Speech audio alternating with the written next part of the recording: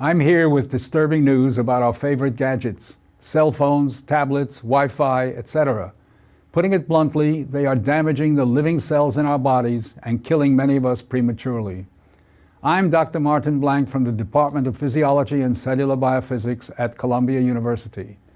It is distressing for me and more than 160 colleagues who today are petitioning the United Nations requesting that they address this problem. We are scientists and engineers, and I am here to tell you we have created something that is harming us, and it is getting out of control. Before Edison's light bulb, there was very little electromagnetic radiation in our environment. The levels today are very many times higher than natural background levels and are growing rapidly because of all the new devices that emit this radiation. An example that a lot of us have in our pockets right now is the cell phone. One study shows that as cell phone usage has spread widely, the incidence of fatal brain cancer in younger people has more than tripled. We are putting cellular antennas on residential buildings and on top of hospitals where people are trying to get well. Wireless utility meters and cell towers are blanketing our neighborhoods with radiation. It's particularly frightening that radiation from our telecommunication and power line technology is damaging the DNA in our cells. It is clear to many biologists that this can account for the rising cancer rates. Future generations, our children, are at risk. These biologists and scientists are not being heard on the committees that set safety standards.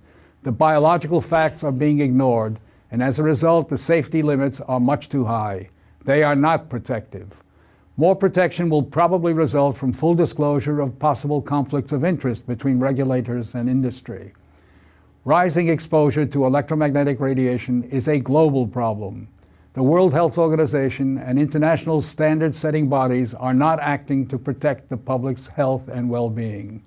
International exposure guidelines for electromagnetic fields must be strengthened to reflect the reality of their impact on our bodies, and in particular, on our DNA.